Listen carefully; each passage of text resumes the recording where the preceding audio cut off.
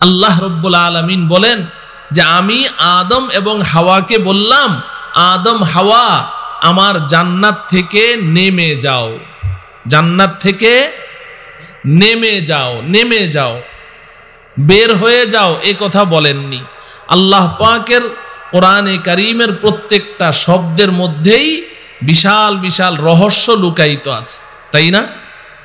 আল্লাহ পাক জান্নাত থেকে বের হয়ে যাও এটা বলেননি, কি বলেছেন? নেমে যাও বলেছেন। এই শব্দটা মনে রাখেন, খুব দরকার এটা মনে রাখা। কারণ হাবাতা ইয়াহবিতু হুবুতন এর অর্থ হলো উপর থেকে নিচের দিকে অবতরণ করা, আর বের হওয়ার আরবি হলো খারাজা ইয়াখরুজু খুরুজান, মানে বের হওয়া।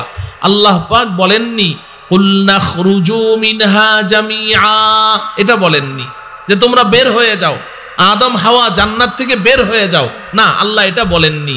কি বলেছেন? কুল নাহবিতু মিনহা জামিআ, জান্নাত থেকে নেমে যাও, নেমে যাও। তো আব্বা আম্মা আল্লাহ পাকের নির্দেশ পাওয়া মাত্র জান্নাত থেকে নেমে সোজা দুনিয়াতে চলে এসেছে। এই যে নেমে যাও শব্দটি আল্লাহ পাক বললেন, এই শব্দ থেকে আমাদের কি এটা বুঝে আসে যে আমাদের আসল বাড়ি জান্নাতটা এখন কোন দিকে আছে? কিছু কি বুঝেন? কোন দিকে বলেন তো? মাশাআল্লাহ, সবাই বুঝেন নাই, কয়েকজন বুঝেছেন। কোন দিকে বলেন? উপরের দিকে। আপনি বিকেল 5টায় অফিস থেকে ফিরেছেন, আপনার 3 নম্বর ছেলেটা খুব দুষ্ট, খালি গাছে চড়ে। আপনি অফিস থেকে এসে দেখেন নারিকেল গাছের আগায় উঠে বসে আছে। আপনি ওর দিকে তাকিয়ে কি বলবেন? এই বের হ, এটা বলবেন? কি বলবেন? নেমে আয়, নেমে আয় বলবেন না? আপনি যখন বললেন এই দুষ্ট নেমে আয়, আপনার গিন্নি পাকঘরে বসে রান্না বান্না করছে, সে কিন্তু জানে না তার বাছাধন এখন কোথায় আছে। কিন্তু আপনি যখন বললেন নেমে আয়, এখন কি তার বুঝতে বাকি আছে যে বাছাধন এখন গাছের আগায়? কোনো বাকি আছে? তাহলে এই শব্দ থেকে বোঝা যায় যে সে এখন উপরে আছে। মুফাসসিরিনে কেরামও এই শব্দ থেকে আবিষ্কার করেছেন যে আমাদের আসল বাড়ি, আসল ঠিকানা জান্নাত এখন আমাদের উপরে আছে। সুবহানাল্লাহ। না হলে আল্লাহ পাক নামতে বললেন কেন? বের হয়ে যাও বলতেন। আর আমাদের আব্বা আম্মা জান্নাত থেকে নেমে সোজা পৃথিবীতে আসলেন। আব্বাজান আসলেন শ্রীলঙ্কায়, আম্মাজান আসলেন আরব দেশের জেদ্দায়, ঠিক কিনা বলেন? শ্রীলঙ্কায় আব্বাজান সর্বপ্রথম জান্নাত থেকে নেমে পাটা ফেলেছেন শ্রীলঙ্কায়। ধারণা করা হচ্ছে, ছোটবেলায় যখন শুনেছি যে আব্বাজান শ্রীলঙ্কায় এসে পা রেখেছেন, তখন থেকেই মনের মধ্যে একটা শখ ছিল যে যদি কখনো সম্ভব হয় শ্রীলঙ্কায় যেতে পারি, গিয়ে দেখবো আব্বাজান কোথায় এসেছেন। আলহামদুলিল্লাহ, সেই বহু বহু বছর পরে আল্লাহ পাক আমাকে শ্রীলঙ্কা যাওয়ার তৌফিক দিয়েছেন। তো সেখানে যাওয়ার পরে, যাওয়ার আগেই বিমানে বসেই সন্ধান পেয়ে গেছি যে কোথায় আব্বাজান এসেছেন। তো শ্রীলঙ্কা যাওয়ার পরে দেখি যে শ্রীলঙ্কার সেই প্রাক্তন রাজধানী, সাবেক রাজধানী ক্যান্ডি, এই ক্যান্ডি বর্তমান রাজধানীর নাম কি? কলম্বো। বলেন কলম্বো। এই কলম্বো থেকে 450 কিলোমিটার দূরে ক্যান্ডি। এই ক্যান্ডি শহরে একটা পাহাড় আছে যেটাকে অ্যাডামস পিক বলা হয়, আদমের পাহাড়। এই পাহাড়টা উচ্চতা হলো 7365 ফিট। সুবহানাল্লাহ বলেন। কত উঁচু? 7365 ফিট উঁচু, অনেক উঁচু। 7365 ফিট, এটা অনেক উঁচু। একটা হেলিকপ্টার আমাদের এই যে মাথার উপর দিয়ে যায় না, হেলিকপ্টার উড়ে, এই হেলিকপ্টারটা আপনার 200 ফিট উপর দিয়ে উড়ে। কয়শো ফিট? 200 ফিট। 200 ফিট উপর দিয়ে হেলিকপ্টার উড়ে, আর ওটা কত উপরে? 7365, তার মানে প্রায় 7500 ফিট উঁচু। এই পাহাড়ের উপরে বিশাল বড় একটা পাথর আছে। এই পাথরের পিঠের উপরে একটা পায়ের ছাপ, 5 আঙ্গুল সহ পায়ের ছাপ গেড়ে বসে আছে। এখন এই পায়ের ছাপটা পাথরের মধ্যে, এখানে অনেক হাজী সাহেবরা আছেন, আছেন না? হাজী সাহেবরা আছেন কিনা? তো ওখানে এই কাবা ঘরের পাশে মাকামে ইব্রাহিম, আমাদের আব্বাজান হযরতে ইব্রাহিম আলাইহিস সালামের পায়ের ছাপ আছে না নাই? হ্যাঁ, আছে। তো ওই পাথরটার গায়ে একটা পায়ের ছাপ 5 আঙ্গুল সহ গেড়ে বসে আছে। এখন শ্রীলঙ্কানদের মধ্যে এটা নিয়ে 3 কথা আছে যে এই পাটা কার পা, এটা নিয়ে 3 কথা আছে। শ্রীলঙ্কার অধিকাংশ অধিবাসী হচ্ছে বৌদ্ধ ধর্মাবলম্বী, অধিকাংশরাই বৌদ্ধ ধর্মাবলম্বী। ওদের দাবি হচ্ছে যে এটা গৌতম বুদ্ধের পায়ের ছাপ। কার? গৌতম বুদ্ধের। এবং ওখানে অনেক হিন্দু ভাইয়েরা থাকে, তো হিন্দুদের দাবি হচ্ছে যে ওটা শ্রীকৃষ্ণের পায়ের ছাপ। আর শ্রীলঙ্কায় শতকরা 5 জন মুসলমান। শতকরা কয়জন? 5 জন মুসলমান। তবে বর্তমান রাজধানী কলম্বোতে শতকরা 65 জন মুসলমান বসবাস করে। তো মুসলমানদের দাবি হচ্ছে যে এটা গৌতম বুদ্ধ কিংবা শ্রীকৃষ্ণের পায়ের ছাপ নয়, এটা আমাদের আব্বাজান হযরতে আদম আলাইহিস সালাম জান্নাত থেকে নেমে সর্বপ্রথম পা রেখেছেন ওই পায়ের ছাপ। এখন 3 দল 3 দাবি করছে, দলিল প্রমাণ কারো কাছেই নাই, তাদের কাছেও নেই, আমাদের কাছেও নেই। কারণ কোরআন হাদিসে কোথাও এই কথা নেই যে হযরতে আদম আলাইহিস সালাম কোথায় এসেছেন, শ্রীলঙ্কায় এসেছেন, ওই পাথরের গায়ে পা রেখেছেন। এগুলো কোরআন হাদিসের কোথাও নেই। ঐতিহাসিক কিছু বর্ণনা আছে, ঐতিহাসিক কিছু বর্ণনা আছে। তো এখন দলিল তো কারো কাছে নেই, সবাই দাবি করে এটা। তা আমার 5 দিন সফর ছিল শ্রীলঙ্কায়, বিভিন্ন জায়গায় প্রোগ্রাম ছিল। তো এর ফাঁকে ফাঁকে বসে বসে খালি ভাবতাম যে আসলে এই পায়ের ছাপটা কার হতে পারে। আল্লাহ পাকের কাছে সাহায্য চাইলাম যে রব্বুল আলামিন যদি কিছু দলিল প্রমাণ, কিছু আলামত নিদর্শন পেয়ে যেতাম, যে কিছু ইশারা পেতাম যদি যে এটা আসলে কার পায়ের ছাপ, তাহলে মনের মধ্যে একটু প্রশান্তি অনুভব করতাম। আলহামদুলিল্লাহ এই 5 দিনে অনেক চিন্তা ভাবনা করার পর আমার দিলের মধ্যে 2টা দলিল আল্লাহ পাকের পক্ষ থেকে এসেছে। ওই 2 দলিলের ভিত্তিতে আমি শ্রীলঙ্কানদের কাছে একেবারেই জোর গলায় বলে এসেছি যে এটা আর কারো পায়ের ছাপ নয়, এটা গৌতম বুদ্ধেরও নয়, এটা শ্রীকৃষ্ণেরও নয়, এটা আমাদেরও বাবা, তোমাদেরও বাবা, সব ধর্মাবলম্বী মানব জাতির বাবা হযরতে আদম আলাইহিস সালামেরই পায়ের ছাপ। এখন বলবেন দলিল 2টা কি? 1 নম্বর দলিল হলো যে আপনারা শুনলে অবাক হবেন যে ওই পায়ের পাতার ছাপ, তো এই যে পায়ের পাতা, এই পায়ের পাতাটা লম্বা 6 ফিট 8 ইঞ্চি। পায়ের পাতাটা লম্বা কত? 6 ফিট 8 ইঞ্চি। আর পাশ হইল 3 ফিট। পাশে কত? 3 ফিট। লম্বা কত? 6 ফিট 8 ইঞ্চি। আচ্ছা, এবার আসেন আমার সাথে একটু সাক্ষী দিবেন। ওই একটা বাচ্চা, ওই যে লাল লাইট, লেজার লাইট আমার মুখের মধ্যে বারবার মারছে, ওই যে পিছনে, কেউ কি দেখতে পাচ্ছেন?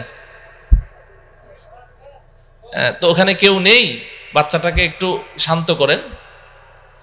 আচ্ছা দেখেন,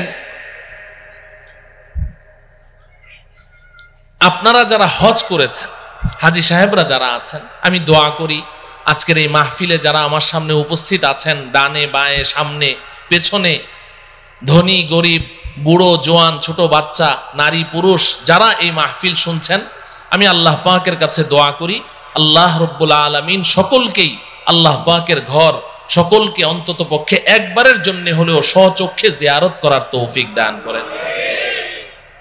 যারা হজ করেছেন বাইতুল্লাহর পাশে মাকামে ইব্রাহিমে আমাদের মুসলিম জাতির পিতা নাম কি? জোরে বলেন। এতদিন আসতে বলেছেন, এখন একটু জোরে বলেন। আমাদের মুসলিম জাতির পিতার নাম কি? ইব্রাহিম আলাইহিস সালাম। ইব্রাহিম আলাইহিস সালাম, এই কথাটা কে বলেছেন? আল্লাহ রব্বুল আলামিন বলেছেন, মিল্লাতা আবিকুম ইব্রাহিম হুয়া সাম্মাকুমুল মুসলিমিন।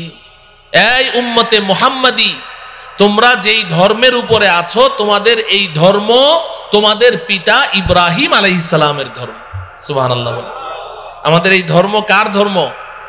ইব্রাহিম আলাইহিস সালামের ধর্ম। আল্লাহ বলছেন মিল্লাতা আবিকুম, তোমাদের পিতা ইব্রাহিমের ধর্মের উপরে তোমরা প্রতিষ্ঠিত আছো।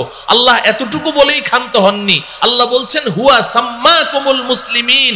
আরে উম্মতে মুহাম্মাদি শুনো, আরে বাংলাদেশের মুসলমান শুনো, বাবা যেমন সন্তানের নাম রাখে আব্দুর রহমান, আব্দুল করিম, এই যে বাবা সন্তানের নাম রাখে, আল্লাহ বলেন তোমাদের নাম যে মুসলমান, এই মুসলমান নাম তো আমি আল্লাহ রাখিনি। হুয়া সাম্মাকুমুল মুসলিমিন, তোমাদের পিতা ইব্রাহিম তোমাদের নাম রেখেছেন মুসলমান। তো নাম রাখলো কোন বাপ? এতদিন ডাকলাম কারে বাপ? থাকে ইসলাম বলে কিছু থাকে? তওবা করা লাগবে, তওবা করব তো ইনশাআল্লাহ। আল্লাহ আমাদেরকে তওবা করার তৌফিক দান করেন। তো ইব্রাহিম খলিলুল্লাহ আলাইহিস সালাম, ওনার দুই পায়ের ছাপ কাবা ঘরের পাশে মাকামে ইব্রাহিমের মধ্যে আছে না নাই? কথা বলেন, কারা কারা দেখেছেন হাত উঠান তো। মাশাআল্লাহ, এই তো অনেকেই দেখেছেন। আচ্ছা বলুন তো দেখি, ইব্রাহিম আলাইহিস সালামের যে পায়ের ছাপটা আপনারা দেখলেন, এই পাটা কি অস্বাভাবিক বড় মনে হয়েছে আপনাদের কাছে? আমাদের পায়ের চেয়ে একটু লম্বা, তাই না? আমাদের পায়ের চেয়ে এই এতটুকু হবে সর্বোচ্চ, আমাদের পায়ের চেয়ে একটু লম্বা। আচ্ছা এবার বুঝেন, ইব্রাহিম আলাইহিস সালাম আজ থেকে 5000 বছর, প্রায় 5000 বছর পূর্বে দুনিয়াতে এসেছে। কত বছর? প্রায় 5000 বছর। আপনারা জানেন মানুষ দিন দিন খাটো হচ্ছে, দিন দিন কি হচ্ছে? খাটো হচ্ছে না? দিন দিন খাটো হচ্ছে। এখন ইব্রাহিম আলাইহিস সালাম 5000 বছর আগে যিনি আসলেন, তার পায়ের ছাপটা এতটুকু। এখন গৌতম বুদ্ধ, বৌদ্ধ ধর্মাবলম্বী যারা, তাদের দাবি অনুসারে গৌতম বুদ্ধ আজকে থেকে প্রায় 2500 বছর আগে দুনিয়াতে এসেছেন। তো 5000 বছর আগে যেই মানুষটা এসেছেন, তার পা যদি এতটুকু হয়, গৌতম বুদ্ধের পা এত বড় হবে? কতটুকু হবে? না আরো ছোট হবে? আরো ছোট হবে। আর ওই যে হিন্দু ভাইরা যে শ্রীকৃষ্ণের কথা বলে, সে তো ওই দিনের মানুষ, তার পা তো আরো ছোট হবে, তাই না? তো তাইলে এই পাওটা যে 6 ফিট 8 ইঞ্চি লম্বা আর 3 ফিট চৌড়া, এটা গৌতম বুদ্ধের পা হতে পারে? এটা শ্রীকৃষ্ণের পা হতে পারে? এখন প্রশ্ন হলো, তাহলে এটা কার পা? বুখারী শরীফ খুলেন, সহিহ বুখারীর মধ্যে আছে, নবীজি সাল্লাল্লাহু আলাইহি ওয়াসাল্লাম ইরশাদ করেন, খালাকাল্লাহু আদামা আলা সূরাতিহি ওয়া তুলুহু 60 জিরাআন। আল্লাহ রাব্বুল আলামিন হযরতে আদম আলাইহিস সালামকে তিনি যেই রূপে চেয়েছিলেন সেই রূপেই সৃষ্টি করেছেন, এবং আদম আলাইহিস সালাম ছিলেন 60 হাত লম্বা। কত হাত লম্বা? তাহলে যেই মানুষটা 60 হাত লম্বা, তার পায়ের পাতাটা এই 6.5 ফিট হওয়া, এটা স্বাভাবিক। বলেন ঠিক কিনা?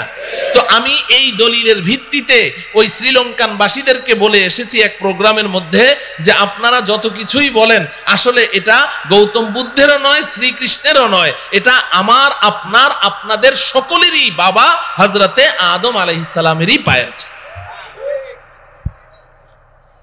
2 নম্বর দলিল আমি যেটা পেশ করেছি তাদের সামনে, সেটা হলো যে ওই পাথরের গায়ে একটা পায়ের ছাপ। মাকামে ইব্রাহিমের মধ্যে তো ইব্রাহিম আলাইহিস সালামের 2 পা আছে, আর ওই পাথরের গায়ে পা আছে কয়টা? একটা পা।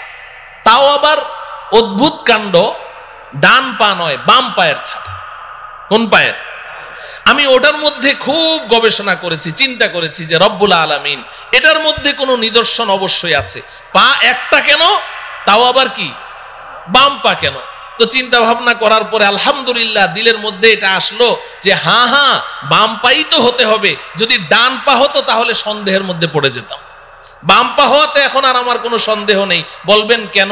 আচ্ছা বলুন তো দেখি, এই যে আমরা মসজিদে প্রবেশ করি, প্রবেশ করার সময় কোন পা আগে রাখি? ডান পা। মসজিদ থেকে বের হয়ে এরপরে কোন পা আগে রাখি? বাম পা। এটা রাসূলের সুন্নত কিনা? সুন্নত। বাথরুমে প্রবেশ করতে কোন পা আগে দেই? বাম পা। বের হওয়ার সময় ডান পা। তার মানে কি? তার মানে হলো উত্তম জায়গায়, ফজিলতপূর্ণ দামি জায়গায় পা রাখতে ডান পা রাখবে, আর নিম্নমানের জায়গায় পা রাখতে বাম পা রাখবে। এটা আমাদের নবীজিরও সুন্নত, এবং আদম থেকে নিয়ে ঈসা পর্যন্ত পূর্বের সমস্ত নবীগণের এই সুন্নত ছিল। উলাইকাল্লাযীনা হাদাহুমুল্লাহ ফাবিহুদাহুম মুক্তাদি। এই দলিলে আমি মনে করি সমস্ত নবীগণের এই সুন্নত ছিল। উত্তম জায়গায় পা ফেলবে তো ডান পা ফেলবে, নিম্ন স্তরের জায়গায় পা ফেলবে তো বাম পা ফেলবে। এই সুন্নত যদি সব নবীদের হয়, তাহলে আমি জানতে চাই আমাদের আব্বাজান হযরতে আদম আলাইহিস সালাম এসেছেন কোত্থেকে? জোরে বলেন। জান্নাত থেকে। পা রেখেছেন কোথায়? জমিনের উপরে, দুনিয়ায়। এবার বলেন, দুনিয়া এবং জান্নাতের মধ্যে উত্তম কোনটা? জান্নাত। নিম্ন স্তরের জায়গা কোনটা? দুনিয়া। তাহলে জান্নাত থেকে বের হয়ে দুনিয়াতে কোন পা রাখা সুন্নত? বাম পা। পাথরের গায়ে আছে কোন পা? সুবহানাল্লাহ বলেন। এই প্রসঙ্গক্রমে আমি এই কথা বলতে চাই নাই, সময় তো বেঁধে দেওয়া, কিন্তু কথা অন্যদিকে চলে গেছে। তো আলহামদুলিল্লাহ একটা কথা আলোচনা হলো। তো আমরা বলছিলাম যে আমাদের আসল বাড়ি জান্নাত আছে কোন দিকে? বলেন কোন দিকে? আমরা আছি কোন দিকে? এখন প্রশ্ন হলো, উপরে তো জান্নাত আসল বাড়ি, তো বাড়িতে কি আমরা সবাই যেতে চাই? কারা কারা যেতে চায় হাত উঠাই। হে আল্লাহ, আপনি আমাদের সবাইকে আমাদের আসল বাড়ি, পৈতৃক সম্পত্তি জান্নাতে অতি সহজে যাওয়ার তৌফিক দান করেন। এখন বাড়িতে তো যাব, বাড়ির পথ কত দূর, কোথায় আছে একটু জানতে মনে চায় না? কোন দিকে? চলেন উপরের দিকে যাই। আপনি দিনের বেলা উপরের দিকে তাকালে একটা সূর্য দেখবেন। এই সূর্যটা আকারে আকৃতিতে দেখতে মনে হয় যেন একটা ভাতের প্লেটের সমান, তাই না? আসলে কি এত ছোট? না। বিজ্ঞান আমাদেরকে ধারণা দিয়েছে যে এই সূর্যটা এই পৃথিবীর চেয়ে 13 লক্ষ গুণ বড়। সুবহানাল্লাহ বলেন। কত বড়? 13 লক্ষ গুণ বড়। এই পৃথিবীর সাথে আরো 13 লক্ষটা পৃথিবী এই সমান জোড়া লাগান, যত বড় হবে সূর্যটা এত বড়। সুবহানাল্লাহ বলেন। প্রশ্ন হলো, এত বিশাল সূর্য দেখা যায় এত ছোট একটা ভাতের থালার সমান, ঘটনা কি? এত ছোট কেন দেখা যায় বলেন তো? অনেক উপরে। বলেন অনেক উপরে। প্রশ্ন হলো, সূর্যটা কত উপরে আছে? বিজ্ঞান আমাদেরকে ধারণা দিয়েছে যে এই সূর্যটা এই জমিন থেকে 9,30,00,000 মাইল উপরে আছে। সুবহানাল্লাহ বলেন। কত উপরে বলেন? 9,30,00,000 মাইল। মুখে তো বলে ফেললাম, কল্পনা করা যায়? 9,30,00,000 মাইল উপরে সূর্য। আচ্ছা যাই হোক, এই সূর্যের দেশে যদি আপনি চলে গেলেন 9,30,00,000 মাইল উপরে, সেখানে গিয়ে কি আমাদের আসল বাড়ি জান্নাতের কোনো সন্ধান পাওয়া গেল? তাহলে আরো উপরে যেতে হবে। যেহেতু আল্লাহ বলেছেন উপরে আছে, তাহলে উপরে আরো উপরে যেতে হবে। চলেন উপরে যাই। সন্ধ্যাবেলা আপনি উপরের দিকে তাকান, দেখবেন যে মিটমিট করে জ্বলছে জোনাকি পোকার মতো। এগুলো কি? তারা। আচ্ছা ভাই বলেন তো দেখি, এই তারাগুলো আকারে আকৃতিতে এই জোনাকি পোকার সাইজ নাকি আরেকটু বড়? তারাগুলো কত বড়? তারাগুলো কত বড়? বিজ্ঞান বলছে যে আকাশের এক একটা নক্ষত্র, এক একটা তারা পৃথিবীর চেয়ে নয়, পৃথিবীর চেয়ে নয়, আকাশের এক একটা তারা সূর্যের চেয়ে লক্ষ কোটি গুণ বড়। এত বিশাল তারা দেখা যায় জোনাকি পোকার মতো। ঘটনা কি? আরো উপরে। বলেন আরো উপরে। প্রশ্ন হলো, তারাগুলো কত উপরে আছে? তারাগুলো কত উপরে আছে? বিজ্ঞান এ ব্যাপারে আমাদেরকে কোনো ধারণা দিতে অক্ষম। তবে অনেক গবেষণা করে বিজ্ঞান একটা তারার সন্ধান বের করেছে, যেটা পৃথিবীর সবচেয়ে কাছে, সবচেয়ে নিচের যেই তারকাটি, জমিনের সবচেয়ে কাছে, এটার নাম বিজ্ঞান দিয়েছে প্রক্সিমা সেন্টারাই। বিজ্ঞান বলে প্রক্সিমা সেন্টারাই নামের এই দুনিয়ার সবচেয়ে কাছের যেই তারাটি, এটা এই জমিন থেকে 25 লক্ষ কোটি মাইল উপরে আছে। কত উপরে? 25 লক্ষ না, 25 লক্ষ কোটি মাইল উপরে। 25 কোটিও না, 25 লক্ষও না। কত? 25 লক্ষ কোটি মাইল উপরে হচ্ছে সবচেয়ে কাছের তারা। তাহলে উপরের তারাগুলো কোথায় আছে? বিজ্ঞান বলে এই ব্যাপারে আমরা কোনো ধারণা দিতে পারবো না। তাফসিরে রুহুল বায়ান নামে একটি কিতাব আছে, তাফসিরের কিতাব। তাফসিরে বলেন রুহুল বায়ান, তাফসিরে রুহুল বায়ান। এই কিতাবের মধ্যে আছে, আল্লাহর কুদরত বুঝার জন্য বলছি, আমাদের বিবেকের মধ্যে এতটুকু ধারণ ক্ষমতা নেই বুঝার মতো, আল্লাহর কুদরত একটু বুঝার জন্য বলছি। এই যে স্টেজে লাইট জ্বলছে, এই যে আলো জ্বলছে, এই আলো দৌড়ায় কি দৌড়ায় না? আলো দৌড়ায় না? আপনি টর্চ অন করেন, টর্চ লাইট, সাথে সাথে আলোটা দেখবেন ওই দেয়ালের গায়ে দেখা যাচ্ছে। দৌড় মারলো কিনা? কত মাইল স্পিডে? আলোর গতি কত বলেন? প্রতি সেকেন্ডে, ঘন্টায় না, প্রতি সেকেন্ডে 1,86,000 মাইল দূরে চলে যায় আলো। আপনি চোখের পলক মেরেছেন না, এই চোখের পলকে আলোটা কত দূর চলে যায়? 1,86,000 মাইল। একটু কল্পনা করেন আল্লাহ পাকের কুদরত কত, শক্তি কত। এই আলোর গতিটা মনে রাখেন। এবার তাফসীরে রুহুল বায়ানের মধ্যে আছে আল্লাহ রব্বুল আলামিন আকাশে এমন অসংখ্য অগণিত তারা সৃষ্টি করেছেন, যেই দিন আল্লাহ পাক ওই তারাগুলোকে সৃষ্টি করেছেন কত হাজার বছর আগে সৃষ্টি করেছেন আল্লাহ ছাড়া কেউ বলতে পারবে না। যেই দিন ওই তারাগুলো সৃষ্টি করেছেন ওই দিন প্রত্যেকটা তারা তাদের নিজ নিজ আলো পৃথিবীর দিকে ছেড়ে দিয়েছে। ওই আলোগুলো দৌড় শুরু করেছে প্রতি সেকেন্ডে 1,86,000 মাইল স্পিডে দৌড় শুরু করেছে। আজও সেই আলো পৃথিবীর দিকে দৌড়াচ্ছে, আজও দৌড়াচ্ছে, এখনো পর্যন্ত পৃথিবীতে এসে পৌঁছতে পারে নাই। অতএব কল্পনা করে দেখুন যে আকাশের তারাগুলো কোথায় আছে। আল্লাহ, আচ্ছা সেই আকাশের তারা যেখানে আছে সর্বোচ্চ তারা, ওই পর্যন্ত গেলাম, কিন্তু আসল বাড়ির কোনো খোঁজ খবর পাওয়া গেল? হ্যাঁ, তাইলে আরো উপরে যেতে হবে। যেতে রাজি? এই জমিন থেকে সবার উপরে যেই তারাটি আছে এর উপরে আর কোনো তারা নেই, সৌরজগৎ শেষ, এরপরে মহাশূন্য শুরু হয়ে গেছে। এই জমিন থেকে সবার উপরে যেই তারাটি আছে ওই পর্যন্ত আপনি যেই পরিমাণ পথ অতিক্রম করলেন, সবার উপরের তারাটা পার হয়ে আরো ঠিক এই সমপরিমাণ মহাশূন্য পাড়ি দিয়ে আপনি যদি উপরে যেতে পারেন, সেখানে গিয়ে পাবেন প্রথম আসমানের তলা। কি পাওয়া যাবে? প্রথম আসমানের তলা পাওয়া যাবে। আসমান আছে না নাই? হ্যাঁ, বিজ্ঞান কি বলে? বিজ্ঞানের ছাত্ররা এখানে আছে না? বিজ্ঞান তো আসমানকে স্বীকার করে না। বিজ্ঞান বলে আকাশ বলতে কিছু নেই। আল্লাহ, আকাশ আছে তো? বিজ্ঞান অস্বীকার করলো যে। একটা গল্প শুনবেন। আমি তখন হেফজখানায় পড়ি, আমাদের ওস্তাদজির মুখে শুনেছি। এক বুড়ি, তার পৃথিবীতে একটা পুত্র সন্তান, আর কেউ নেই। ওই পুত্র সন্তানটাই তার অন্ধের যষ্টি, ওইটাই তার সম্বল। অনেক শখ করে ওই বুড়ি তার ছেলেকে বিয়ে করিয়েছে, তবে পুত্রবধূ সর্বসাকুল্যে 1.5 হাত লম্বা। কত? 1.5 হাত লম্বা মানুষদেরকে আপনারা কি বলেন? বাউন, বামুন, বাইটটা। আচ্ছা বলেন, বামুন বলেন, ওই ময়মনসিংহের ওইদিকে বামুন বীর বলে, তো বাইটটা। এখন 1.5 হাত লম্বা পুত্রবধূ। তো একদিন বুড়ি পাকঘরে বসে রান্না করছে, তরকারি চুলায়, এখন পানি ঢালবে, কলসি নাড়া দিয়ে দেখে 1 ফোঁটা পানিও নেই। তো বৌমাকে ডাকলো, বৌমা কলসিটা নিয়ে যাও, পুকুর থেকে 1 কলসি পানি নিয়ে আসো, তাড়াতাড়ি আসো, চুলায় কিন্তু তরকারি, তাড়াতাড়ি আসো। বৌমা পানি আনতে গেছে তো গেছে, আধা ঘন্টা পার, বৌমা আর আসে না। বুড়ি চিৎকার করে বলছে, বৌমা পানি আনতে তো 5 মিনিট লাগে, তুমি আধা ঘন্টা পর্যন্ত করছোটা কি? তরকারি পুড়ে ছাই, আজকে কপালে আর তোমার খাবার জুটবে না, তুমি গেলে কোথায়, মরলে নাকি?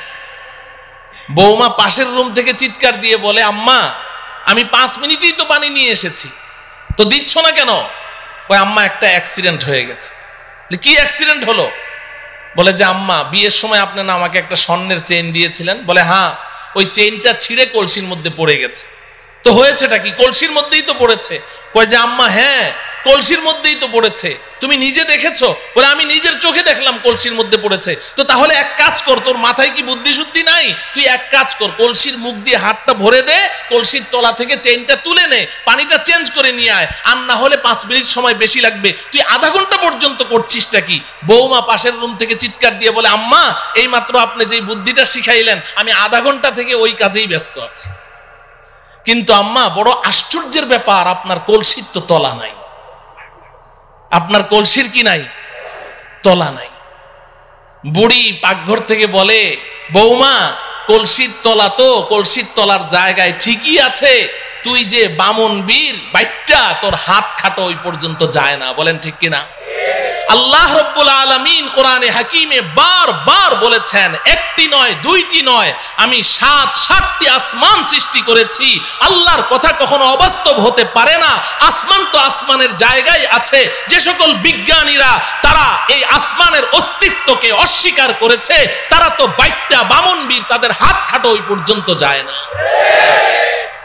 এজন্য পৃথিবীর শ্রেষ্ঠ বিজ্ঞানী মুসলিম দার্শনিক, আপনারা সকলেই তার নাম শুনেছেন, মহাকবি আল্লামা ইকবাল রহমতুল্লাহি আলাইহি। নাম শুনেছেন? মহাকবি আল্লামা ইকবাল একজন শ্রেষ্ঠ দার্শনিক ছিলেন, শ্রেষ্ঠ বিজ্ঞানী ছিলেন। তিনি সারাটা জীবন বিজ্ঞানের পেছনে দৌড়িয়েছেন। অক্সফোর্ড ইউনিভার্সিটিতে পড়াশোনা করেছেন। ইহুদি খ্রিস্টানদের মাঝেই তিনি বেড়ে উঠেছেন, কিন্তু আল্লাহ পাক তার নসিবে হেদায়েত লিখে রেখেছেন। এজন্য তিনি নষ্ট হন নাই, বেলাইনে যান নাই। তিনি সারা জীবন বিজ্ঞানের পেছনে দৌড়িয়ে জীবনের শেষ মুহূর্তে এসে আত্মসমর্পণ করেছেন, সারেন্ডার করেছেন। তিনি স্বীকার করেছেন বিজ্ঞান মানেই হচ্ছে একটা ধোঁকা, বিজ্ঞান মানেই হচ্ছে একটা মরিচিকা। কারণ বিজ্ঞান সকালে এক থিওরি দেয়, বিকালে ওটাকে অস্বীকার করে যে না ওটা ঠিক নাই, আবার নতুন থিওরি দেয়, আবার পরের দিন ওটাকে অস্বীকার করে, আবার নতুন থিওরি দেয়। আমরা এক সময় শুনেছি যে বিজ্ঞান এক সময় জোরে সোরে দাবি করেছে যে সূর্য ঘুরে, পৃথিবী ঘুরে না।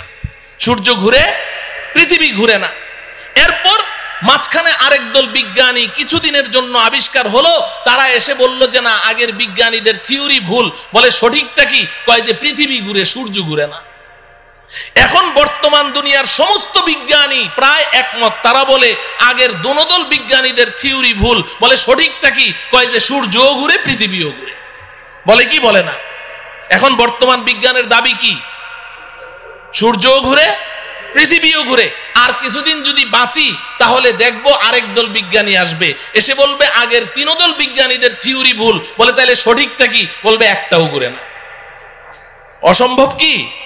বলতে পারে। তো বিজ্ঞান মানেই হচ্ছে মরিচিকা, এক একবার এক এক থিওরি দেয়। তো আল্লামা ইকবাল রহমতুল্লাহি আলাইহি সারাটা জীবন বিজ্ঞানের পেছনে দৌড়ালেন, এরপরে অন্তিম মুহূর্তে এসে আত্মসমর্পণ করছেন। কোই कहता है नहीं है, कोई कहता है कि है, या खबर है या नहीं है तेरी दुनिया का वजूद। अब जुनू से काम लूंगा मैं रहे तहकीक में, अक्ल के पीछे बहुत ही वक्त जाया कर चुका, अक्ल के पीछे बहुत ही वक्त जाया कर चुका।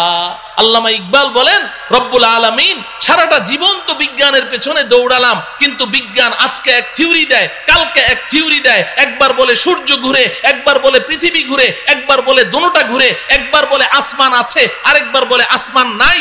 আমি তো পাগল হয়ে যাওয়ার পালা রব্বুল আলামিন। আর আমি বিজ্ঞানের পেছনে দৌড়াতে চাই না। এখন আপনার কাছে জীবনের অন্তিম মুহূর্তে আমার একটাই দরখাস্ত, अब जुनू से काम लूंगा मैं रहे तहकीक में, अक्ल के पीछे बहुत ही वक्त जाया कर चुका। রব্বুল আলামিন এখন আর আমি বিজ্ঞানের মাধ্যমে কোনো জিনিস যাচাই করতে চাই না। এখন আমি আপনার কিতাব কোরআনের মাধ্যমে যাচাই করতে চাই। আপনি যেটা বলবেন ওটাকেই বিশ্বাস করতে চাই, এবং আপনি আমাকে ওই বিজ্ঞানীদের দল থেকে বের করে ওই সমস্ত বান্দাদের অন্তর্ভুক্ত করে দেন যেই বান্দাদেরকে দুনিয়ার মানুষ আপনার পাগল মনে করে। আমাকে ওই পাগলদের অন্তর্ভুক্ত করে দেন। আসমান আছে না নাই? গেলাম প্রথম আসমানের তলা, মনে আছে তো? তো প্রথম আসমানের তলা পর্যন্ত না গেলাম, কিন্তু আসল বাড়ি জান্নাতের কোনো খোঁজ খবর পাওয়া গেল? আরো উপরে যাওয়া লাগবে।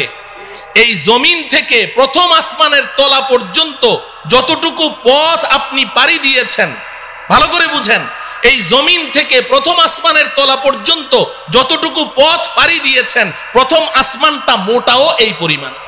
সুবহানাল্লাহ বলেন। প্রথম আসমানটা মোটাও এই পরিমাণ। এরপর প্রথম আসমান থেকে দ্বিতীয় আসমানের দূরত্ব এই পরিমাণ, দ্বিতীয় আসমানটাও মোটা এই পরিমাণ। এইভাবে আপনি উপরের দিকে যেতে থাকেন। তৃতীয় আসমান আবার মহাশূন্য, চতুর্থ আসমান আবার মহাশূন্য, পঞ্চম আসমান আবার মহাশূন্য, ষষ্ঠ আসমান আবার মহাশূন্য, সপ্তম আসমান। এই জমিন থেকে সপ্তম আসমানের ছাদ পর্যন্ত যতটুকু পথ আপনি অতিক্রম করেছেন, সপ্তম আসমান পার হয়ে আরো ঠিক এই সমপরিমাণ মহাশূন্য পাড়ি দিয়ে আপনি যদি উপরে যেতে পারেন, সেখানে গিয়ে পাবেন সিদরাতুল মুনতাহা। কি পাওয়া যাবে? সবাই আমার সাথে বলেন, সিদরাতুল মুনতাহা। সিদরাতুল মুনতাহা এই নামটা মনে রাখতে হবে, বাড়ির ঠিকানা তো সিদরাতুল মুনতাহা। এবার আল্লাহ রব্বুল আলামিন আমার আপনার আসল বাড়ি, আমার আপনার আব্বা আম্মার বাড়ি, আমাদের পৈতৃক সম্পত্তি জান্নাতের ঠিকানা বলে দিচ্ছেন। ইনদা সিদরাতিল মুনতাহা ইনদাহা জান্নাতুল মাওয়া।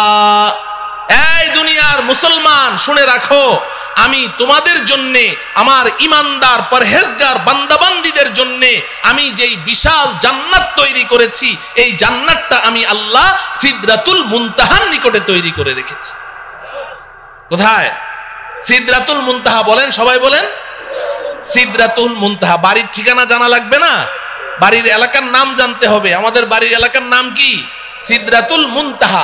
আল্লাহ রব্বুল আলামিন বলছেন, ওই সিদরাতুল মুনতাহার নিকটে আমি আল্লাহ জান্নাত নামের বাড়ি তৈরি করে রেখেছি। মুহতারাম হাজরিন, আমাদের দেশের কিছু নষ্ট ভ্রষ্ট নাস্তিক দাবিদার কিছু ছেলেরা, এরা এই মাঝে মধ্যে উল্টাপাল্টা কিছু বকাবকি করে কোরআন হাদিস ইসলাম ঈমান সম্পর্কে, আল্লাহ রসুল সম্পর্কে। এই ভ্রষ্ট নষ্ট ছেলেগুলো তারা বলে জান্নাত বলতে কিচ্ছু নাই। জান্নাত আছে না নাই? এখন ওরা জান্নাতকে অস্বীকার করে কেন? জিজ্ঞাসা করেন, বলবে যে আমাদের নাস্তিকদের একটা থিওরি আছে, যা চোখে দেখি না তা বিশ্বাস করি না। নাস্তিকরা যা চোখে দেখে না তা বিশ্বাস করে না, এটা ওদের দাবি। তো বলে যে আমরা পৃথিবীর উত্তর থেকে দক্ষিণ মেরু, পূর্ব থেকে পশ্চিমে, উপরে যেতে যেতে চাঁদের দেশ মঙ্গল গ্রহ সবই তো ঘুরলাম, কই জান্নাত তো কিছুই দেখলাম না, এই জন্য জান্নাত বলতে কিচ্ছু নেই। নাউজুবিল্লাহ বলেন। আচ্ছা বলেন, জান্নাতটা কোন জায়গায় আছে? সিদরাতুল মুনতাহা। সিদরাতুল মুনতাহা কোথায় আছে বুঝলেন তো? তো এখন এই নাস্তিকগুলো এই ঢাকার শাহবাগ চত্বরে বসে বসে ওখান থেকে বুঝি সিদরাতুল মুনতাহা দেখা যাবে? হ্যাঁ, তো দুনিয়াতেও তারা জান্নাতকে অস্বীকার করেছে, সিদরাতুল মুনতাহা পর্যন্ত পৌঁছতে পারলো না, দুনিয়াতে অস্বীকার করেছে। আখিরাতেও তারা জান্নাতের কোনো ঘ্রাণও পাবে না।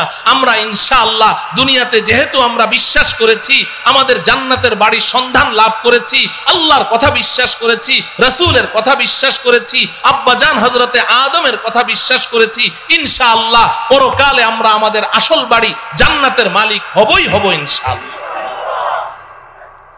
আল্লাহ রব্বুল আলামিন আমাদের সবাইকে আমাদের আসল বাড়ি পর্যন্ত অতি নিরাপদে পৌঁছার তৌফিক দান করুন। তো বাড়ির সন্ধান তো পাইলাম, কোথায় আছে? এখন প্রশ্ন হলো যাব কেমনে? ঠিক কিনা? হ্যাঁ, যাব কেমনে? যাব কেমনে? এতক্ষণ পর্যন্ত ওয়াজ খুব মজা লেগেছে, কারণ এতক্ষণ গল্প করলাম তো। এখন থেকে ওয়াজটা একটু তিতা তিতা লাগবে, শুনবেন তো?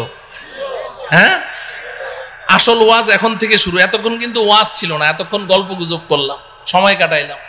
আসল ওয়াজ এখন থেকে। যাব কেমনে, এটার না দরকার, ঠিক কিনা বলেন? আচ্ছা বলেন, নিচ থেকে উপরের দিকে উঠার পদ্ধতি কি? আপনি যদি একটা কুয়ার নিচে পড়ে গেছেন, এখন আপনি উঠতে চান উপরে, হাউমাউ করে চিৎকার করছেন, ভাইরে আমারে উঠাও রে, মল্লাম রে, গেলাম রে। এখন আপনাকে এই কুয়ার নিচ থেকে ওই গর্তের ভিতর থেকে যদি উপরে তুলতে হয়, 4 কাজ করতে হবে। কয় কাজ বলেন? 1 নম্বর, উপর থেকে একটা রশি ছাড়তে হবে, ঠিক কিনা? মুখস্থ করেন। 1 নম্বর কি? 2 নম্বর হলো রশিটা শক্ত হওয়া লাগবে, ঢিলা ঢালা হলে ছিঁড়ে যাবে। 3 নম্বর হলো যখন রশিটা উপর থেকে ছাড়া হলো, নিচ থেকে ওই রশিটা শক্ত করে চেপে ধরতে হবে, ঠিক কিনা? যদি আপনি সত্যিকারেই উপরে উঠতে চান তাহলে কি করতে হবে?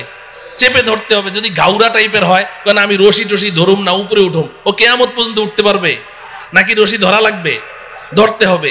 4 নম্বর শর্ত হলো, যখন রশিটা আপনি চেপে ধরেছেন, এখন উপর থেকে যারা রশি ছেড়েছে দয়া মায়া করে রশিটা ধরে টান মারতে হবে, তাইলে আপনি উপরে উঠে যাবেন, ঠিক কিনা? এই কথাটুকু যখন বুঝে আসলো, এবার আসেন আমরাও তো আমাদের আসল বাড়ি জান্নাত থেকে অনেক নিচে পড়ে গেছি, অনেক নিচে। কত নিচে এটা কল্পনাও করতে পারবো না, শুনলাম খালি এতক্ষণ ঠিকই। তা আমরা যে নিচে পড়ে গেছি, এখন যদি আমরাও আমাদের আসল বাড়ি জান্নাত পর্যন্ত উপরে উঠতে চাই, তাহলে জান্নাতের মালিক আল্লাহ রব্বুল আলামিন দয়া মায়া করে আমাদের কাছে একটা রশি ছাড়তে হবে। কি ছাড়তে হবে বলেন? রশি ছাড়তে হবে। রশিটা বড় মজবুত হওয়া লাগবে, আমাদের সকলকে ওই রশি চেপে ধরা লাগবে। এবার আল্লাহ পাক যদি দয়া করে টান মারেন, তো সোজা আমরা আমাদের আসল বাড়ি জান্নাতে পৌঁছে যাব। আপনি বলবেন হুজুর এটা কি বললেন, আগ্রম বাগ্রম কথা, কিছুই বুঝলাম না। এই কথাটাই আল্লাহ রব্বুল আলামিন সূরা আলে ইমরানের 103 নম্বর আয়াতে বলেছেন। সুবহানাল্লাহ বলেন। সূরার নাম কি? আলে ইমরান। বলেন সূরার নাম কি? আলে ইমরান। আয়াত নম্বর কত? 103। মনে রাখবেন, সূরা আলে ইমরান। সবাই বলেন সূরা আলে ইমরান, আয়াত নাম্বার 103। আল্লাহ পাক বলছেন, ওয়াতাসিমু বিহাবলিল্লাহি জামিআন ওয়া লা তাফাররাকু। এই দুনিয়ার মানুষ, শক্ত করে ধরো।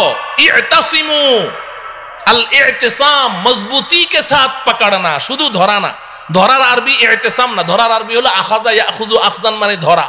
আল্লাহ পাক খুজু বলেননি, ইতাসিমু বলেছেন। শক্ত করে ধরো, বিহাবলিল্লাহ, আল্লাহর রশি। সুবহানাল্লাহ বলেন। হাবলুল্লাহ মানে কি? আল্লাহর রশি। হাবলুল্লাহ মানে কি?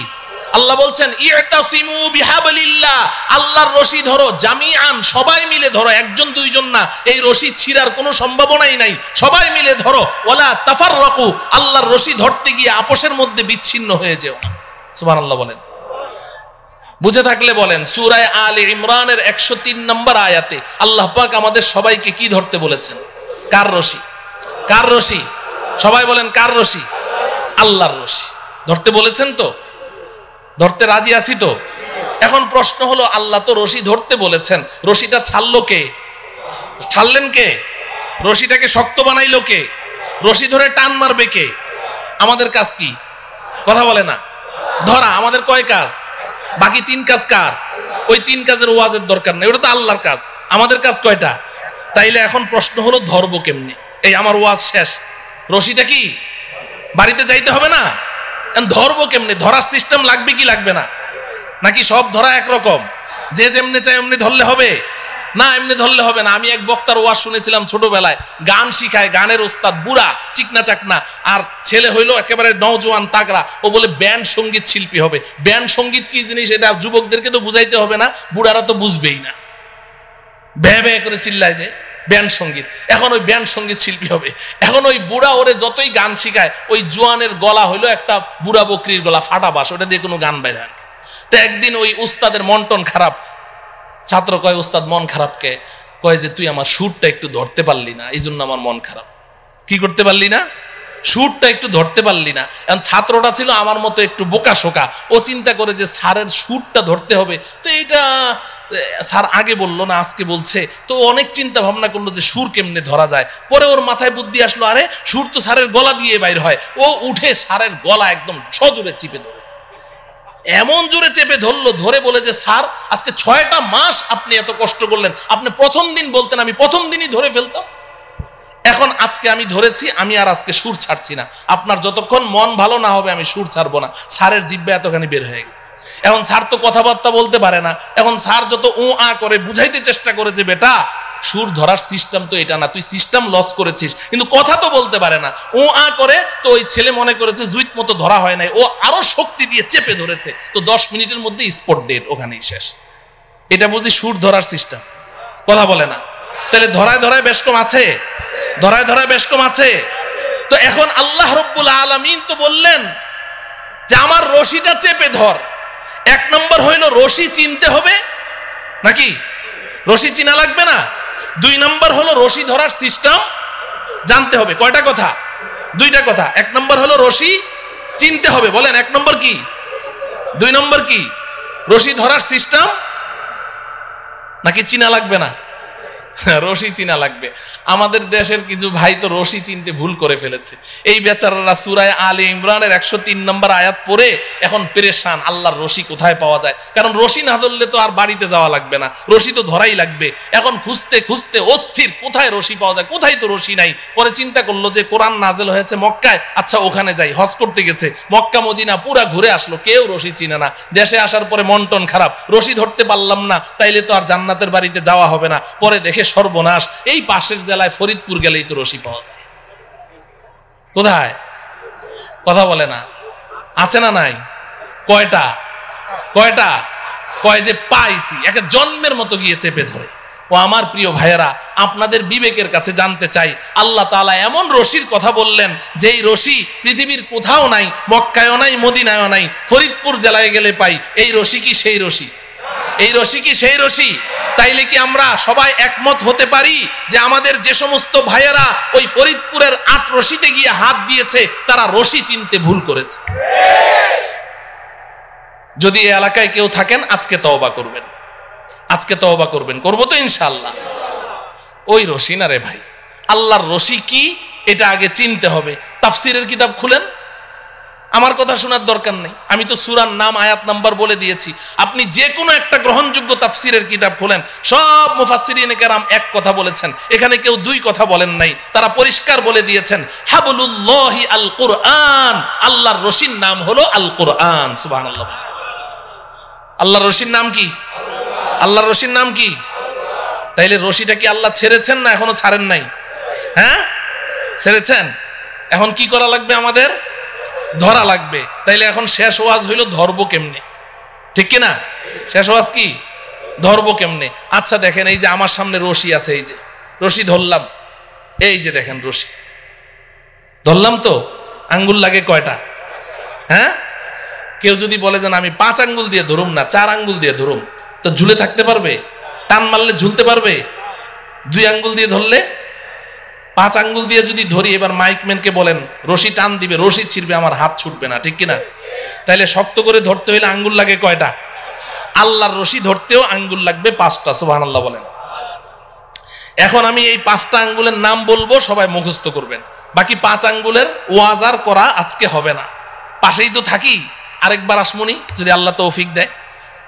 5 আঙ্গুলের ওয়াজ, এক একটা আঙ্গুলের ওয়াজ 1 ঘন্টা করে কমপক্ষে লাগবে, তাইলে না 5 আঙ্গুলের ওয়াজ করা যাবে, ঠিক না?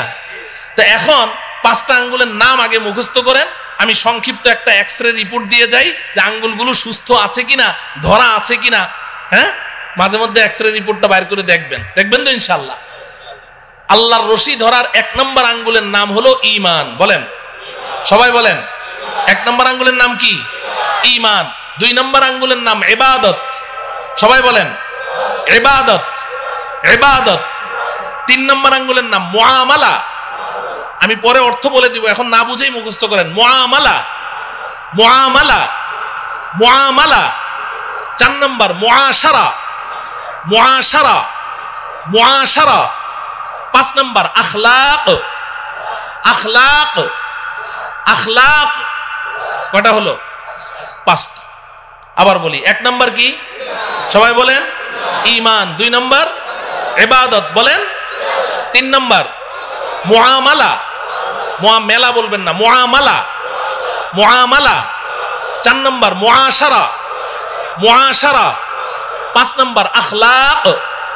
কয়টা হলো? এই 5টা আঙ্গুল লাগবে, এই 5টা আঙ্গুল লাগবে। আপনারা সবাই শিক্ষিত মানুষ, সমজদার মানুষ, আপনারা বুঝে ফেলেছেন যে এই আঙ্গুল সেই আঙ্গুল না, ঠিক কিনা? রক্ত মাংসের আঙ্গুল না। তার মানে কি? এই যে 5টা কথা বললাম, ইসলাম এই 5টা সেক্টরে বিভক্ত, এই 5-এর বাইরে আর ইসলাম নাই। আমাকে আপনাকে প্রত্যেককে এই 5ও সেক্টরে খাঁটি মুসলিম হতে হবে। তাহলে 5টা আঙ্গুল সহি শুদ্ধ আছে, আল্লাহর রশি ধরা আছে। এবার অপেক্ষায় থাকেন, আল্লাহ টান মারবে, ঝুলে থাকবেন, তো সোজা আসল বাড়ি জান্নাতে পৌঁছে যাবে। এই 5টা আঙ্গুল সুস্থ সবল রাখবো তো ইনশাআল্লাহ। 1 নম্বর আঙ্গুলের নাম কি? ঈমান। বলবেন যে হুজুর ঈমান তো সবাই জানি, সময়ও যেহেতু শেষ, ঈমানের ওয়াজ তো দরকার নাই, নামাজ রোজা না পড়তে পারি, কিন্তু ঈমানটা তো পাক্কা, অতএব ঈমানের ওয়াজের দরকার নাই। না আছে? হ্যাঁ, ঈমানের ওয়াজের দরকার আছে, খুব বেশি ঈমানের ওয়াজের দরকার। ইমানের ওয়াজ বেশি করে করা দরকার। বর্তমান দুনিয়ার মুসলমানরা ইমানের ব্যাপারে ধোকার মধ্যে আছে। ইমানের ব্যাপারে কি আছে?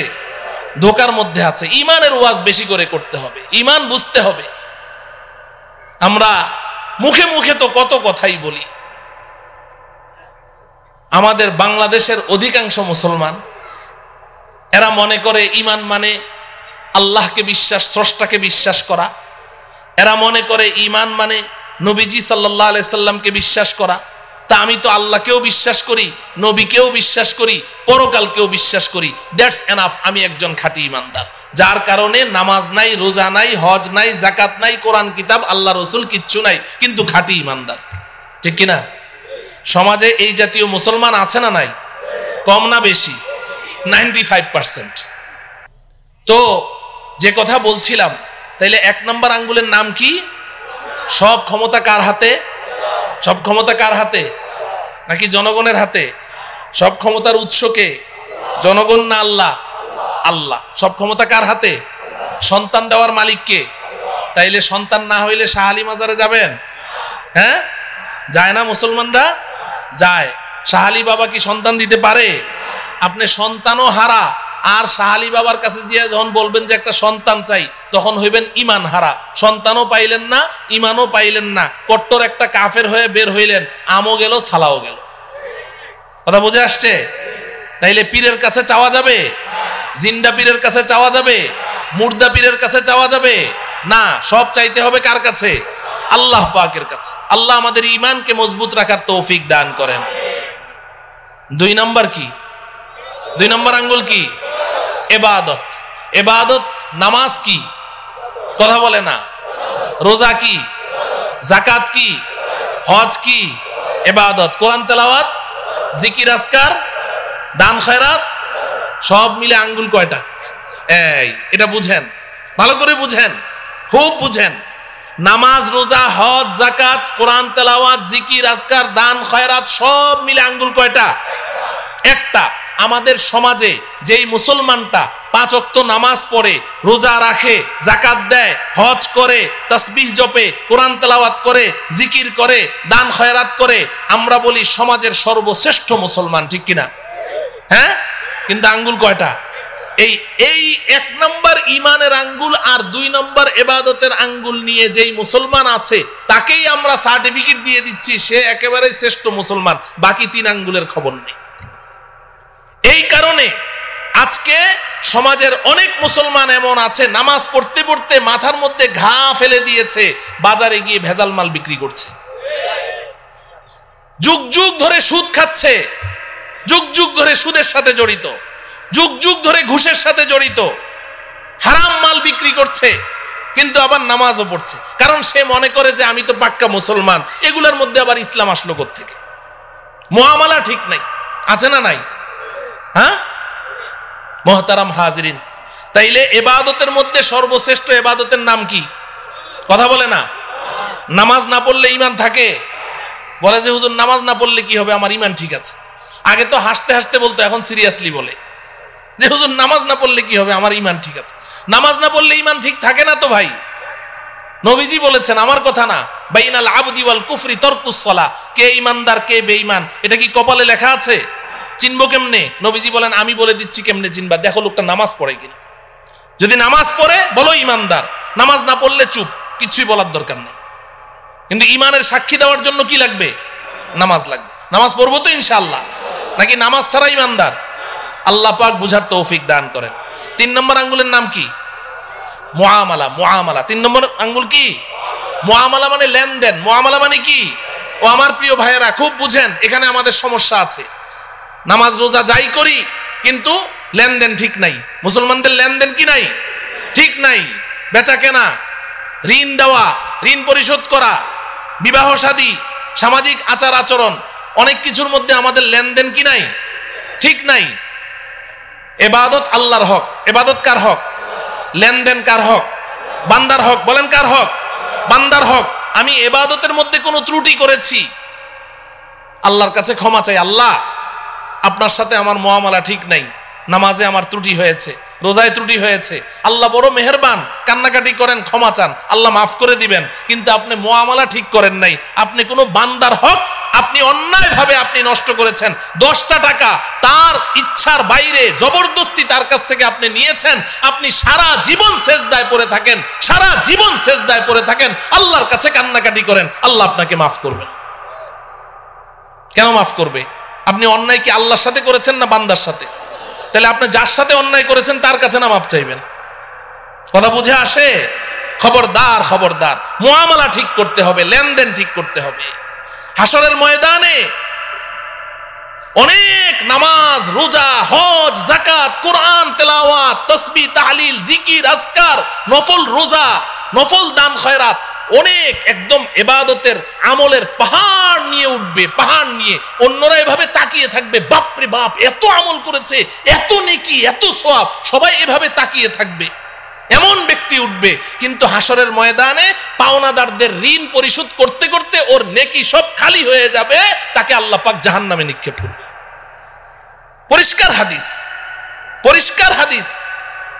পাওনাদাররা ওই সময় দাঁড়িয়ে যাবে, দুনিয়াতে খুব বাবুগিরি করেছেন, খুব বেটাগিরি করেছেন, মাস্তান, সন্ত্রাস, খুব পাওয়ার, মানুষের জমি জমা কুক্ষিগত করেছেন, ভূমিদস্যু, ভূমিখোর, সন্ত্রাসী করে করে মানুষের টাকা পয়সা মেরে খেয়েছেন, অনেক শক্তি, অনেক ক্ষমতা।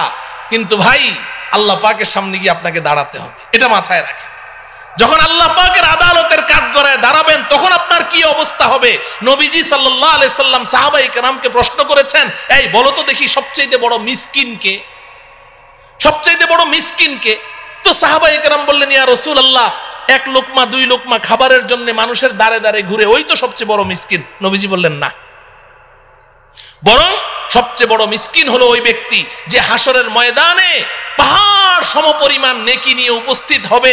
আল্লাহ পাক তার জন্য জান্নাতের ফয়সালা করবেন। সে যখন জান্নাতের দিকে রওনা করবে, পেছন থেকে একজন দাঁড়িয়ে বলবে, রব্বুল আলামিন, লোকটা কই যায়? আল্লাহ বলবেন, ওরে জান্নাত দিয়ে দিয়েছি, দেখো না কি পরিমাণ নেকি নিয়ে আসছে। আল্লাহ একটু দাঁড়াইতে বলেন, কি সমস্যাটা কি? দুনিয়াতে আমি ওর কাছে 5 লাখ টাকা পাইতাম, দেয় নাকি? তাই নাকি? এদিকে আস, এদিকে আস। এই ধরা খায় গেল। ও 5 লাখ টাকা পাইতো? বলে, হ্যাঁ, দাও, টাকা দাও। আল্লাহ টাকা দেবো কোথেকে? এখানে টাকা পাবো কোথায়? এখানে তো টাকার লেনদেন নাই। বলে, কিসের? বলে, নেকির লেনদেন হয়, 5 লাখ টাকার নেকি দিয়ে দাও। তো ওর ওখান থেকে 5 লাখ টাকার নেকি দিয়ে দিবে। তো একজন পাওনাদার যারা নাকি মানুষের টাকা নিয়ে মাইরা খায়, এরা কি একজনের টাকা মেরে খায় খালি, নাকি এটা তার অভ্যাস? তো যখন এক পাওনাদারে পেয়ে গেল নেকি 5 লাখ টাকার, বাকি পাওনাদাররা কয়, বাহ, চমৎকার, তো এখন সব দাঁড়ায় যাবে। আল্লাহ, আমি পাইতাম 1 লাখ, আল্লাহ আমি 2 লাখ, আল্লাহ আমি 10 টাকা, আমি 20 টাকা, সব দাঁড়ায় যাবে। আল্লাহ বলবেন, দাও, দাও। এই নেকি পরিশোধ করবে, ওই ঋণ পরিশোধ করতে করতে এক পর্যায়ে তার নেকি শেষ হয়ে যাবে। নবীজি বলেন, পাওনাদারদের সিরিয়াল এখনো রয়ে গেছে, নেকি শেষ। এবার আল্লাহ রব্বুল আলামিন বলবেন, দাও। আল্লাহ, শেষ, দিব কোত্থেকে? ও আচ্ছা, নাই। তো এক কাজ করো, তোমরা যে যত টাকা পাও ওই অত টাকার গুনাহ ওর আমল নামায় দিয়ে দাও। নাউজুবিল্লাহ বলেন। ও আমার প্রিয় ভাইয়ারা, বুঝেন, বুঝেন, বুঝতে চেষ্টা করেন। এগুলো কোনো আরব্য উপন্যাসের কথা বলছি না, গল্প কাহিনী বলছি না, এটা হাদিসের কথা বলছি, রাসূলের কথা বলছি। কোনো উপায় থাকবে না, এখনো ঠিক করেন লেনদেন, এখনো ঠিক করেন। 1টা টাকা কেউ পায়, 2টা টাকা পায়, 5টা টাকা পায়, অন্যায় ভাবে নিয়েছেন, তাড়াতাড়ি পরিশোধ করেন। কোনো উপায় থাকবে না, কোনো উপায় নাই। এখানে কারো সুপারিশ চলবে না, দেওয়াই লাগবে, না হলে জাহান্নাম। এটাকে মুআমালা বলা হয়।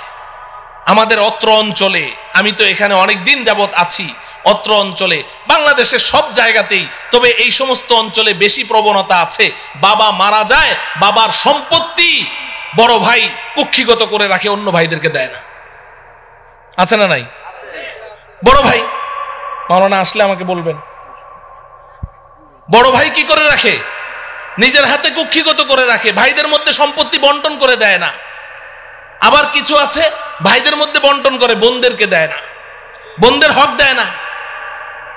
আরে আমরা তো মসজিদে ইমামতি করি না, তো মুসল্লিরা যারা আছে সব সুখ দুঃখের কথা তো আমাদের সাথে আলাপ করে, আমাদের কাছে এসে বলে। তো সমাজে এমন অনেক মানুষকে চিনি, আমি নাম ধরে ধরে বলতে পারবো, অমুক অমুক অমুক অমুক, কোটি কোটি মিলিয়ন বিলিয়ন ডলারের মালিক আমাদের সমাজে এমন আছে। বাস সম্পত্তি নিজের হাতে কুক্ষিগত করে রেখেছে, কিন্তু 5 ওয়াক্ত নামাজ পড়ে, এত লম্বা লম্বা দাড়ি। আমি অনেককে চিনি, আপনি কি করছেন এটা? এক ভাই এসে আমার কাছে কান্নাকাটি করলো যে বড় ভাই তো আমাদের সম্পত্তি ভাগ করে দেয় না। তা আমি তাকে ডাকলাম, ডেকে বললাম দেন না কেন? কয় যে হুজুর কি যে বলেন, আজকে যদি আমি ভাগ করে দিই কালকেই তো পথের ফকির। কেন? কয় সব বেচে বুচে খায়া ফেলাবে। আমি কই ওদের সম্পত্তি ওদের হাতে দিবেন, ওরা বেচে খাবে নাকি সাগরে ফেলে দিবে, ওটা আপনার সমস্যাটা কি? আপনার সমস্যা কি? কে আপনাকে এই দায়িত্ব দিয়েছে ভাইদের সম্পত্তি নিজের হাতে ধরে রাখার? কেন আপনি জাহান্নামে যাচ্ছেন? বন্টন করে দিব তো? কথা বলে না। দিব তো ভাগ করে? মুআমালা, এটাকে কি বলে? মুআমালা। বোনদের হক দিয়ে দিব তো? বোনদের হক দিয়ে দেন ভাই। বোনেরা, আপনি ভাই তো আপনার কাছে এসে হাসি মুখে কথা বলে, কিন্তু আপনার পেছনে চোখের পানি ফেলে ফেলে আল্লাহর কাছে আপনার জন্য বদদোয়া করে, আপনার জন্য বদদোয়া করে। আপনার সামনে এসে হাসে ঠিকই না, আপনার বিবেকে লাগে না যে শরীয়তে ইসলাম আপনার বোনকে যতটুকু দিয়েছে আপনাকে তো তার দ্বিগুণ দিয়েছে, ডবল দিয়েছে। আপনার লজ্জা হয় না আপনি ডবল পাইলেন, তারপরে আপনি বোনের হকটা কিভাবে মেরে খান? বন্টন করে দিব তো ইনশাআল্লাহ সমানভাবে। মুআমালা আল্লাহ পাক ঠিক করার তৌফিক দান করেন। কারো কোনো পাওনাদার যেন আমার কাছে না থাকে, সব পরিশোধ করে ফেলবো। যদি পরিশোধ করতে না পারি, পাওনাদারের কাছ থেকে সময়, আমি যিনি যার কাছ থেকে নিয়েছি আমি ঋণদাতা, তার কাছে গিয়ে ক্ষমা চেয়ে তার কাছ থেকে সময় নিব যে ভাই আমাকে সময় দাও, আমি এত কিস্তিতে তোমার ঋণ পরিশোধ করে দিব। এইভাবে তাদের ঋণ পরিশোধ করে দিতে হবে, না হলে বাঁচার কোনো উপায় থাকবে না। 4 নম্বর আঙ্গুলির নাম কি? মুআশারা। বলেন মুআশারা। মুআশারা শব্দের অর্থ হলো আচার ব্যবহার, সামাজিকতা, বিহাইভ। কে কার সাথে কেমন ব্যবহার করবে, এটাই ইসলামের 5 ভাগের 1 ভাগ। সুবহানাল্লাহ। কে কার সাথে কেমন আচরণ করবে, কেমন ব্যবহার করবে, এটাকে মুআশারা বলা হয়। ও আমার প্রিয় ভাইয়েরা, আজকে মুসলমানদের মুআশারা ঠিক নাই। বড় ছোটকে স্নেহ করে না, ছোট বড়কে শ্রদ্ধা করে না। বাবা সন্তানের সাথে কেমন মুআশারা করবে, কেমন ব্যবহার করবে, সন্তান মা বাবার সাথে কেমন ব্যবহার করবে, স্বামী স্ত্রীর সাথে, স্ত্রী স্বামীর সাথে, উস্তাদ ছাত্রের সাথে, ছাত্র উস্তাদের সাথে কেমন ব্যবহার করবে, এটাকেই মুআশারা বলা হয়। আজকে আমাদের মুআশারা ঠিক নেই, এই কারণে প্রত্যেকটা জায়গায় আমরা অশান্তির আগুনে দাউ দাউ করে জ্বলছি। আমাদের মুআশারা ঠিক নাই। আল্লাহ সন্তান মা বাবার সাথে কেমন মুআশারা করবে কোরআনে কারীমে বলে দেওয়া আছে না নাই? আহা, কত সুন্দর করে আল্লাহ বলেছেন, কত সুন্দর করে। ইম্মা ইয়াবলুগান্না ইনদাকাল কিবারা আহাদুহুমা আও কিলাহুমা। এই আমার যুবক ভাইয়েরা, যুবতী বোনেরা, যাদের মা বাবা জিন্দা আছে, ভালো করে শুনে নাও। আল্লাহ বলছেন যে তুমি যদি তোমার মা বাবাকে একসাথে কিংবা কোনো একজনকে বৃদ্ধ বৃদ্ধা অবস্থায় পেয়ে যাও, তুমি মনে করবে আল্লাহ পাক তোমাকে সুযোগ দিয়েছেন, সুযোগ দিয়েছেন। মাকে পেয়েছো, বাবাকে পেয়েছো, বা উভয়কে পেয়েছো, তো আমি আল্লাহ তোমাকে 5টা কর্মসূচি দিচ্ছি। কয়টা? কয়টা? খুব মনে রাখেন, 5 কর্মসূচি আল্লাহ দিয়েছেন। 1 নাম্বার হলো ফালা তাকুল্লাহুমা উফ। ফালা তাকুল্লাহুমা উফ।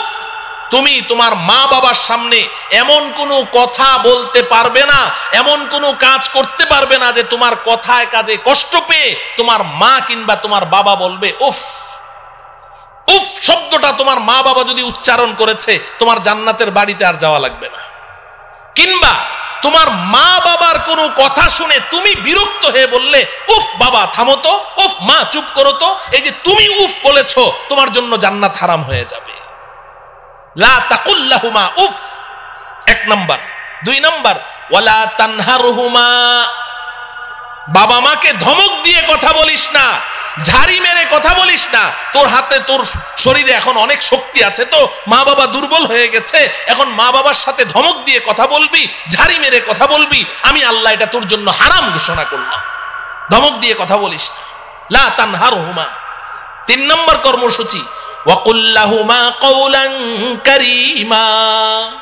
মা বাবার সাথে নরম স্বরে আদরের স্বরে কথা বলো, আদর করে করে মা বাবার সাথে কথা বলো। যখন মা বাবা বুড়া বুড়ি হয়ে যাবে তো সে তোমার ছোট বাচ্চা 3 বছর 4 বছরের বাচ্চার মতো হয়ে গেছে, তোমার 3 বছরের সন্তানটার সাথে বলো। তুমি যখন ঘর থেকে বের হও তো বাচ্চাটাকে কোলে নিয়ে 2 গালে চুমু দিয়ে বলো, আব্বু তোমার জন্য কি আনবো, মজা আনবো, তক্কেত আনবো, বিক্কু আনবো, কি ঢং করে করে তুমি কথা বলছো। তো তোমার বাচ্চাটার সাথে এত সুন্দর করে কথা বলো, মা বাবার সাথে কথা বলতে গেলে তখন তোমার মেজাজটা কেন খারাপ হয়ে যায়? সেম সেম সেম সেম মা বাবার সাথেও আদর করে করে কথা বলতে হবে। ওয়াকুল্লাহুমা কওলান কারীমা। চেহারাটা গোমরাহ করে রেখো না, গাল ফুলিয়ে রেখো না। মা বাবার সামনে গিয়ে এমন ভাবে মুড অফ করে রাখো যে তোমার মার মনে চায় একটু কমলা খাবে, কিন্তু ভয়ে তোমাকে বলতে পারে না। তুমি এমন ভাব নিয়ে চলো যে বাবা আমি একটু কমলা খাবো, মনের কথাটা বলতে সাহস পায় না। তুমি এমন ভাব নিয়ে চলো না, ধরা খেয়ে যাবে, সমস্যায় পড়ে যাবে। ফ্রি হয়ে যাও মা বাবার সাথে, এমন ফ্রি হয়ে যাবে যে তাদের মনের মধ্যে যেই কথা আসবে সেটাই যেন অকপটে তোমাকে খুলে বলতে পারে, ভয় যেন না পায়। ওয়াকুল্লাহুমা কওলান কারীমা। 4 নম্বর কর্মসূচি আল্লাহ দিচ্ছেন, ওয়াখফিদ লাহুমা জানাহাজ যুল্লি মিনার রাহমা। এই যুবক, মা বাবার সামনে তোমার বিনয়ের 2টো ডানা বিছিয়ে দাও। মা বাবার পায়ের নিচে তোমার বিনয়ের 2টো ডানা বিছিয়ে দাও, একদম নরম হয়ে যাও, নরম হয়ে যাও। 4টা কর্মসূচি আল্লাহ দিয়েছেন, এইভাবে মা বাবাকে লালন পালন করো। এক সময় মা বাবা চলে যাবেন, তুমি ঋণ পরিশোধ করতে পারোনি, কোনোদিনও পারবে না। তোমার গায়ের চামড়া খুলে দাও, তাও ঋণ পরিশোধ হয়নি। মা বাবা তো চলে গেছেন, 4 কর্মসূচি তুমি পালন করেছো। এবার আমি আল্লাহ তোমাকে 5ম আরেকটা কর্মসূচি দিচ্ছি, ওয়াকুর রব্বিরহামহুমা ওয়াকুর রব্বিরহামহুমা কামা রব্বায়ানি সগীরা। সারাটা জীবন যতদিন জিন্দা থাকো আমি আল্লাহর কাছে হাত দুটো তুলে চোখের পানি ছেড়ে বলতে থাকো, আল্লাহ গো আপনি যেভাবে বলেছেন চেষ্টা তো করেছি, কিন্তু মা বাবার হক তো আদায় করতে পারি নাই, আপনি তো নিয়ে গেলেন। আল্লাহ গো আমি যখন দুগ্ধপুষ্য শিশু ছিলাম তখন আমার মা আমাকে যেভাবে আদর আহ্লাদ করে লালন পালন করেছেন, আমার বাবা যেভাবে আমাকে আদর সোহাগ করে লালন পালন করেছেন, আল্লাহ গো এখন তো আমার আব্বা আম্মা আপনার কাছে, আপনিও আমার আব্বা আম্মাকে ওইভাবে আদর সোহাগ করে লালন পালন। যদি মৃত্যু পর্যন্ত এভাবে চোখের পানি ছেড়ে ছেড়ে মা বাবার জন্য দোয়া করতে পারো, আমি আল্লাহ তোমার পক্ষ থেকে তোমার মা বাবার ঋণ আমি পরিশোধ করে দেব।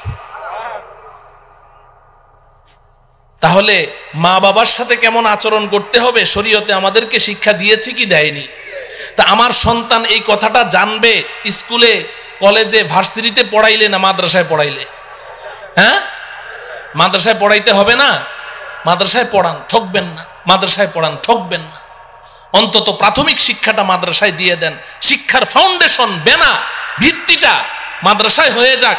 মাদ্রাসা শিক্ষার এই ফাউন্ডেশনটা যখন হয়ে যাবে, সে আল্লাহকে চিনবে, রসুলকে চিনবে, মা বাবার মর্যাদা সম্পর্কে জানবে।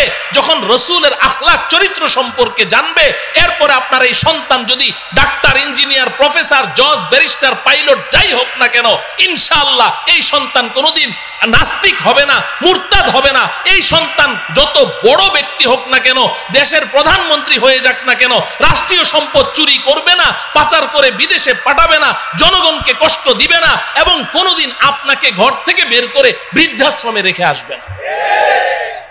এই ভুল করবেন না। মাদ্রাসায় পড়ান, মাদ্রাসায় পড়ান।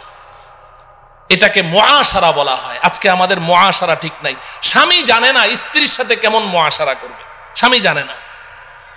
এই মুআশারা না জানার কারণে বিবাহ করে, বচন না গড়াইতেই কয় ডিভোর্স, 1 তালাক, 2 তালাক, 3 তালাক। হায় রে ডিভোর্স, খালি ডিভোর্স।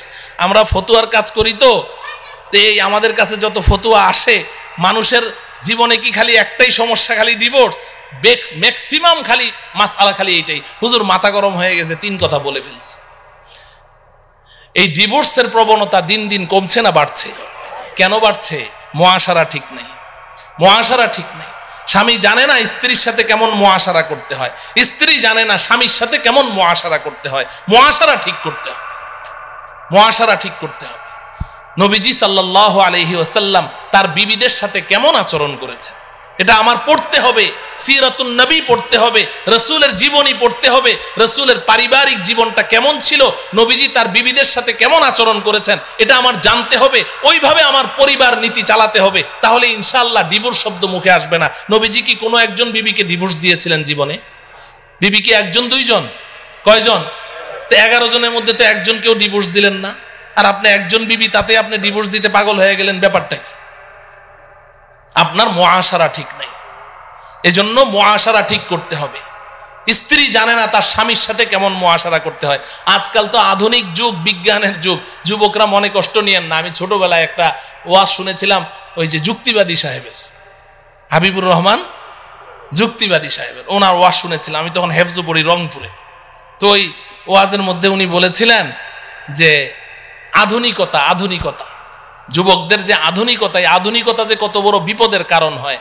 তো এক যুবক, সে অনেক পড়াশোনা করেছে, হাই লেভেলে পাশ করে এসেছে, এখন সে বিবাহ করবে, খুব মডেল তারকা, নাচনেওয়ালি, গানেওয়ালি, এরকম মেয়ে তালাশ করছে, কিন্তু বাবা মা বলে যে না, আমরা গ্রামের মেয়ে বিয়ে করাবো, পর্দানসীন নামাজি মেয়ে।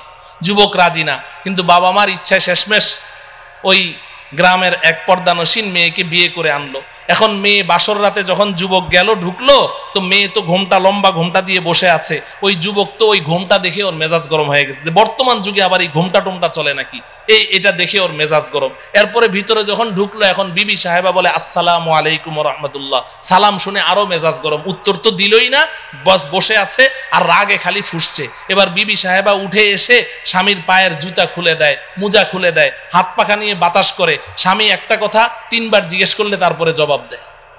এখন কয় কি ব্যাপার, কোন ক্ষেত বিয়ে করে আনলাম, এটা নিয়ে কেমনে সমাজে চলবো, আমার ফ্রেন্ড সার্কেল বাসায় আসবে, ওদের সাথে রং ঢং করে হাসি তামাশা করে কথাবার্তা বলবে, এটা তো চলবে না, ওর মন টন খারাপ।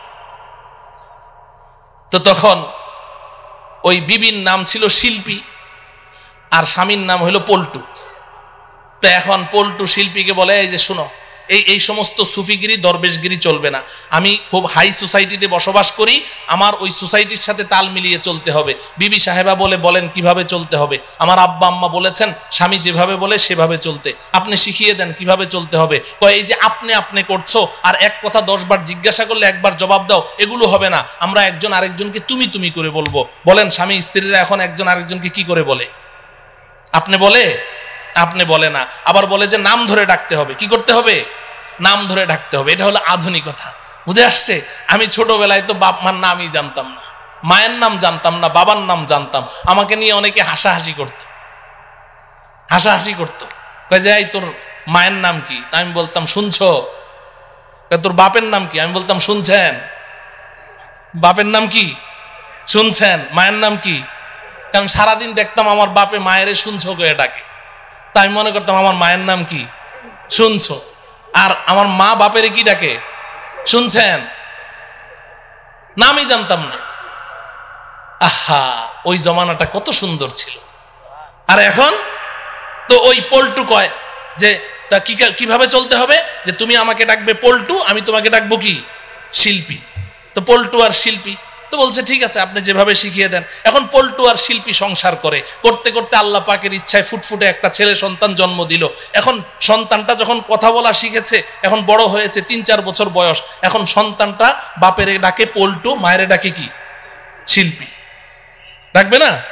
এ পল্টু, আমার জন্য মজা আনবা।